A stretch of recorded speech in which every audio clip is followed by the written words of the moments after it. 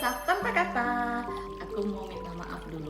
Kalian nyadar gak sih, beberapa kontenku yang sebelumnya aku tuh lupa nyebutin nama. Tak kenal maka ta'aruf. Tak kenal maka kenalan yuk. Aku gadis Yusrani. Kalian bisa panggil aku Besti aja daripada nanti belibet. Kali ini kita ada di sesi Tell Me Something You Don't Know.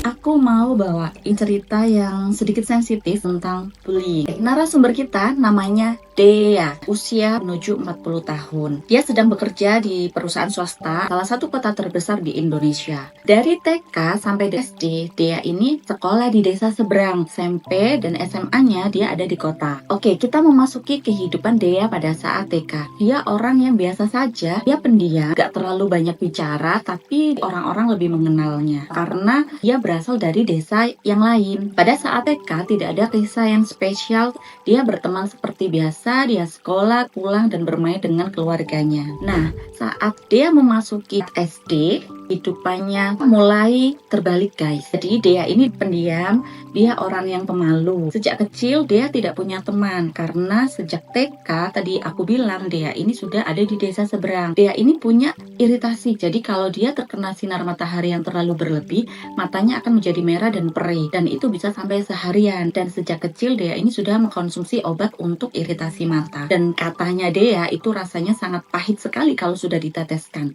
Dea ini termasuk anak yang berkulit bersih, dia manis, nggak terlalu cantik. Satu lagi, Dea ini sangat berprestasi. Matematika jago, bahasa Inggris, olahraga, tarik suara. Oke, dia sebagai dirijen kalau upacara bendera pada saat SD. Di bidang seni, dia bisa mewarnai, dia juga bisa menari tradisional.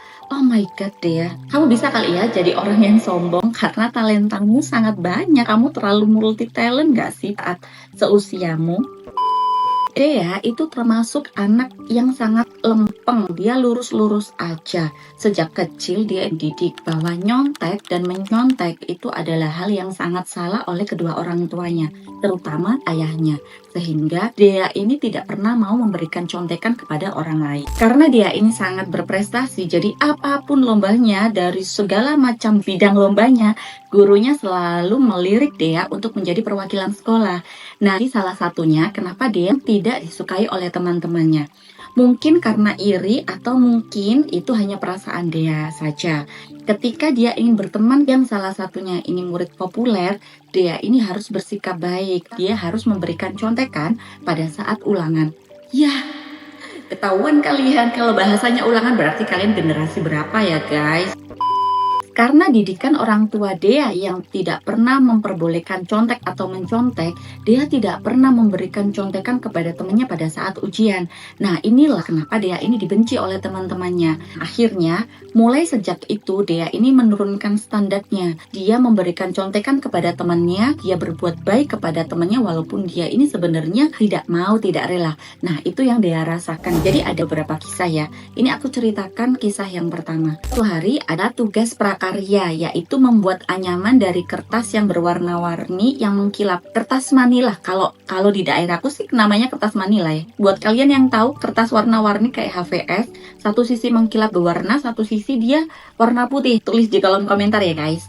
Nah, dia ini bersebelahan dengan salah satu anak yang populer. Nah, dia berkata, aduh aku tidak bisa nih bikin prakarya karena aku harus membantu ibuku dan aku tidak punya kertas seperti itu.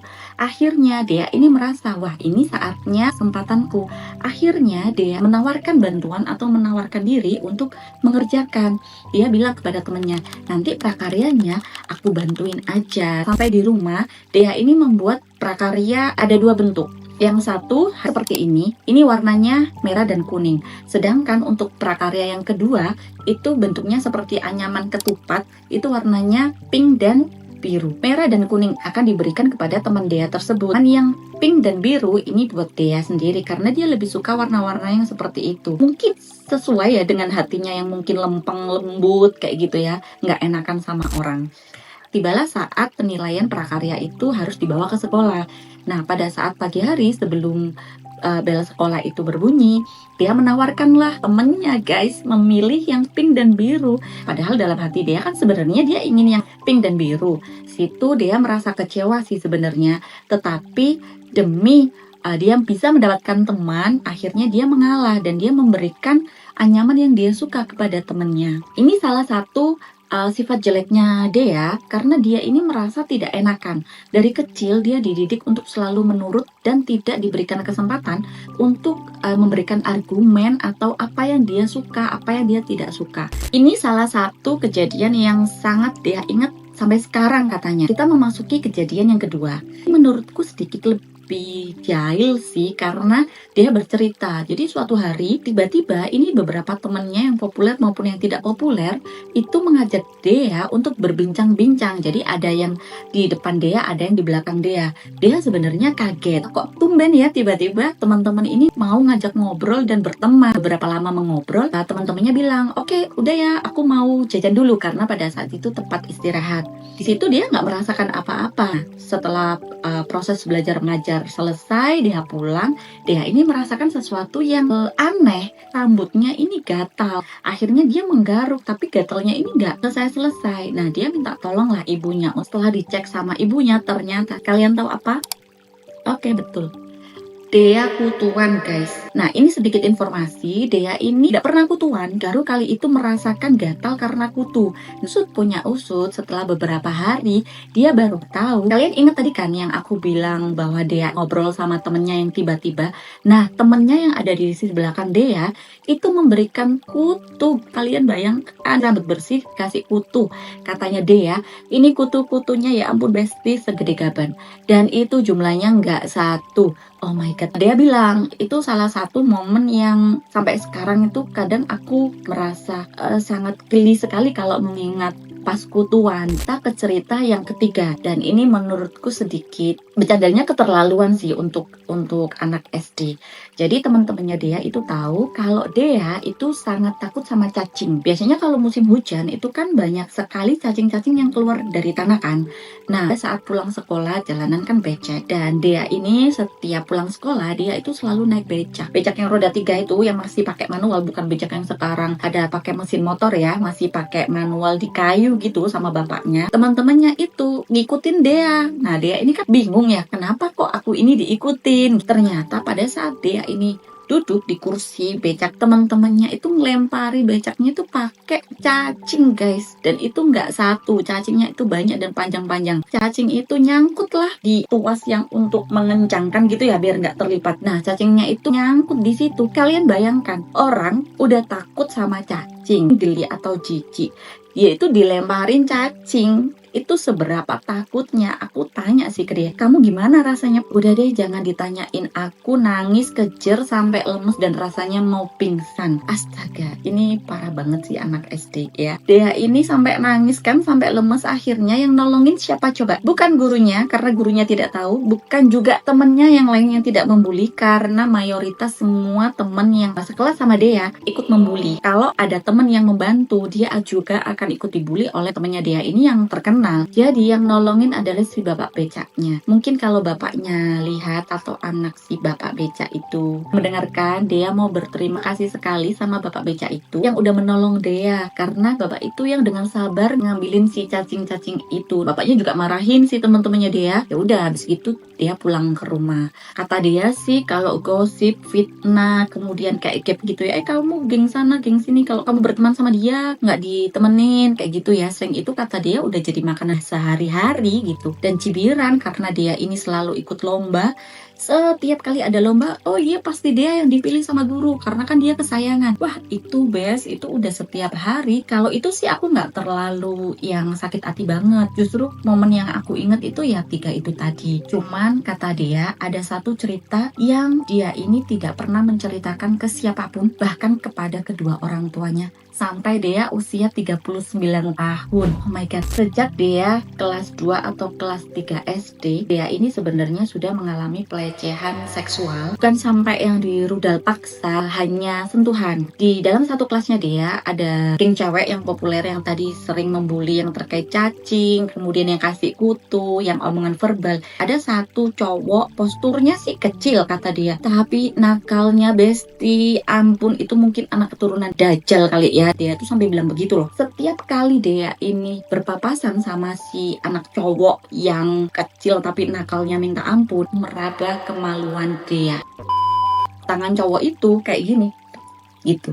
Di situ dia kaget, maksudnya mungkin pertama kayak kesenggol, dia sih nggak apa-apa. Kemudian berpapasan lagi, papasan ketiga, kemudian seterusnya. Sekolah itu kan seringnya kita berpapasan sama teman. Nah, setiap kali berpapasan, anak cowok itu pasti melancarkan aksinya. Dan dia ini pada saat itu merasa jijik, dia komplain, dia mau berontak, dia mau melaporkan. Tetapi yang terjadi di kebanyakan orang yang menjadi korban pelecehan seksual, malu. Dia merasakan malu untuk menceritakan kepada orang lain. Dia bahkan malu untuk komplain, dia bahkan malu untuk memberontak bahwa dia mengalami pelecehan seksual oleh temannya sendiri. Dan itu dari kelas 2 SD. Kalian tahu itu berlanjut sampai kapan? Sampai kelas 5 SD.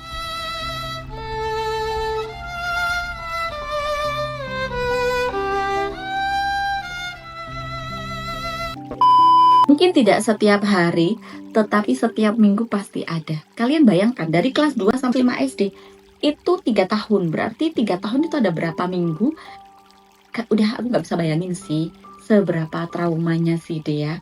Dan sampai suatu ketika mau ke kelas 5, Dea ini merasa sudah sangat jengkel sama anak itu. Dia menghindar, dia lebih baik menghindar karena takutnya kalau dia terlalu vokal, dia akan lebih banyak mengalami bullying atau pelecehan seksual dari geng yang cewek maupun geng yang cowok. Pada awalnya ini berjalan lancar sampai suatu ketika si anak cowok ini sadar tiap kali berpapasan dia ini lebih milih muter daripada bersinggungan badan. Karena anak cowok ini sadar, anak cowok ini lebih kreatif lagi untuk menemukan cara untuk melancarkan aksinya. Ketika dia ini menghindar, geng dari si cowok ini yang badannya lebih besar itu kayak dorong dengan sengaja kepada dia ke arah cowok itu. Akhirnya mereka akan bersinggungan lagi. Nah, itulah momen dimana cowok itu melancarkan aksinya. Dan itu sudah berjalan dari kelas 4 akhir sampai kelas 5. Karena dia sudah merasa jengkel, bentar lagi juga lulusan, mau menuju kelas 6, dia memulai memberanikan diri ketika cowok itu melancarkan aksinya dengan meraba kemaluannya dia mendekat dan dia mencengkram kemudian menendang alat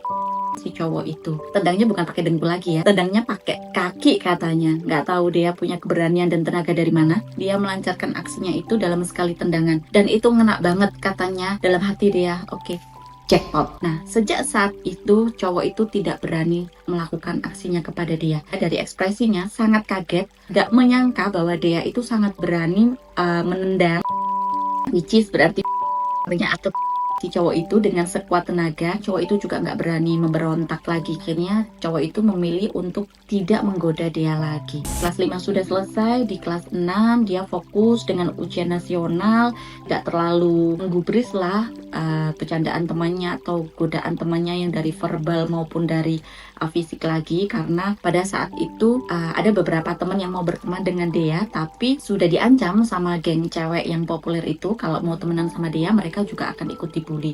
Dan itu semakin membuat mereka takut. Dia memilih, ya sudah, kalau kalian tidak mau berteman, aku juga tidak apa-apa, sebentar lagi toh kita juga lulus, kita juga nggak akan bertemu lagi. For your information, mayoritas anak yang sekolah di situ akan melanjutkan sekolah di tingkat kecamatan. Nah, sedangkan Dea ini dari keluarganya itu tidak memperbolehkan dia di tingkat kecamatan. Dia ini diharuskan untuk sekolah di kota untuk mendapatkan pengalaman pendidikan yang lebih baik lagi. Lulusan kelas 6 dia sudah terbebas dari semua bullying itu. Dan kebetulan kalau zaman dulu kan belum ada HP, adanya tuh telepon rumah. Jadi dia nggak punya kontak teman-temannya dan dia juga nggak pernah berkunjung atau bertatap muka sama teman-teman SD-nya lagi. Karena ingat gak tadi aku bilang Dea ini dari desa seberang, jadi dia bukan akamsi situ. Nah, kebanyakan kalau akamsi situ kan dia sekolahnya di kecamatan, sedangkan Dea ini melanjutkan sekolahnya ke tingkat kota. Bisa dikatakan Dea ini benar-benar putus hubungan sama teman-teman SD-nya. Itu sih cerita dari Dea. Dan Dea juga menyampaikan bahwa pada saat dia lulus SD sebenarnya dia mengalami trauma yang sangat mendalam, yaitu satu, kalau berteman kamu ini harus memberikan sesuatu yang menguntungkan untuk mereka, baru kamu ini bisa mendapatkan teman. Dan dia ini merasa sangat rendah diri karena kalau dia terlalu berprestasi, dia tidak akan punya teman. Nah, sejak saat SD itu dia ini menurunkan standarnya. Dia tidak mau menjadi orang yang menonjol, dia tidak mau mengembangkan bakatnya, dan dia tidak mau menjadi anak yang berprestasi lagi. Tetapi dia juga sudah sadar, apapun yang dia lakukan, kalau memang yang dilakukan baik, dia pasti akan mendapatkan teman yang baik pula. Dan kata dia itu terbawa sampai sekarang. Positifnya sih, aku ini menjadi pribadi yang lebih kuat. Malah sekarang lebih bisa memilih dan memilah mana teman yang baik, mana teman yang hanya pengen baiknya dari kamu aja. Kata dia, saat terbebas dan tidak terkekang dengan teman-teman yang toksik, dia memulai hidup baru dengan lingkungan yang baru, dengan orang-orang yang jauh lebih baik, beberapa teman yang sangat dekat dengan dia dan menerima dia apa adanya. Tapi sampai dia mengirimkan cerita ini, dia bilang sebenarnya setiap kali dia ini menceritakan kisahnya, dia ini akan merasakan sesak dada, sampai bahkan dadanya itu terasa panas banget, merasa jijik. Bahkan katanya itu dia bisa sampai mual ketika mengingat kejadian yang menimpa dirinya. Kalau bisa dibilang sih, ini salah satu bentuk trauma. Mungkin gak ada pelecehan seksual yang sampai rudal paksa, tapi kalau bagi anak cewek SD dia sudah diperlakukan seperti itu dan berulang-ulang, ini juga bisa menjadi trauma yang sangat mendalam loh. Dia bilang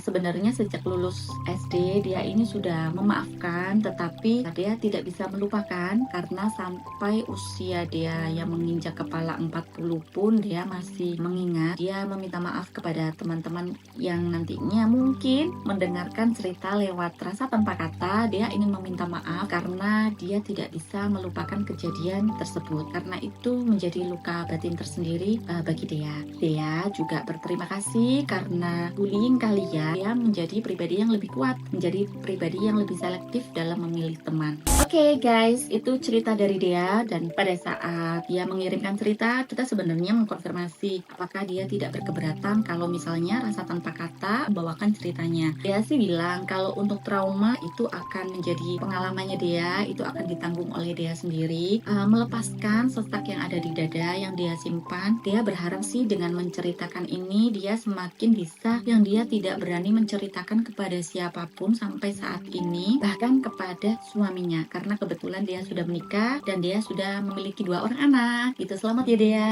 Dia hanya ingin berbagi pengalaman, dia ingin membagikan atau keberanian di baliknya. Dia juga berpesan kepada orang tua di luar sana yang memiliki anak, terutama anak cewek, kalian harus membekali mereka berani untuk berkata tidak, kasih tahu mana yang tidak boleh disentuh, mana yang boleh disentuh, bekali mereka cara untuk melawan jika ada sesuatu perlakuan dari orang lain yang membuat mereka tidak nyaman. Kalian harus berani mengajarkan itu kepada anak-anak kalian. Jangan sampai ada dia lagi di luar sana yang mengalami nasib serupa sama kayak dia. Dia juga berterima kasih kepada Rasa Tanpa Kata karena dengan adanya channel ini sekarang dia lagi belajar guys, katanya lagi belajar untuk pelepasan, berdamai untuk traumanya tersebut, dan makanya dia mengirimkan cerita kepada Rasa Tanpa Kata ini. Semoga ceritanya bisa menjadi motivasi untuk orang-orang yang mungkin bernasib sama seperti dia agar menjadi lebih berani lagi. Oke, itu cerita kali ini dari narasumber kita bernama dia. Sebenarnya aku sih mau mengucapkan turut prihatin sebenarnya, tapi ini sudah lampau gitu ya. Dan aku mau mengatakan dia terima kasih, kamu sudah menjadi pribadi yang kuat untuk berani melawan tindakan asusila tersebut. Terima kasih sekali, kamu sudah terlahir menjadi pribadi yang baru dan kamu telah mendapatkan orang-orang yang baik yang menerima kamu apa adanya, lingkungan yang baik, rumah tangga yang baik, dan kehidupan yang lebih baik. Oke guys, episode kali ini sungguh bikin aku berpikir, ternyata anak SD yang kita kira kecil ternyata kadang pikirannya tuh nggak sekecil itu guys. Oke, memang orang tua dan lingkungan, sekali lagi orang tua dan lingkungan, apalagi kalau di zaman teknologi sekarang, tontonan itu menjadi salah satu faktor penentu bagaimana tumbuh kembang anak dan bagaimana kepribadian anak itu terbentuk. Jadi orang tua tolong lebih selektif lagi untuk memberikan edukasi, tindakan dan tontonan, dan memberikan lingkungan yang baik baik untuk anak, agar anak ini menjadi anak yang bisa berperilaku yang lebih baik, bukan menjadi anak yang pembuli. Oke, terima kasih teman rasa, terutama dia yang menjadi narasumber kita. Terima kasih telah membagikan ceritanya. Terima kasih kepada teman rasa dimanapun berada, mau pagi, siang, malam, sore, mau kalian makan, mau kalian bekerja, atau sambil minum kopi. Terima kasih sudah mendengarkan cerita Rasa Tanpa Kata kali ini. Kita tunggu cerita-cerita kalian yang tidak bisa diceritakan kepada siapapun. Aku harap kalian bisa mengirimkan cerita kalian ke email rasatanpakata.cerita@gmail.com di bawah ini. See you guys di cerita berikutnya.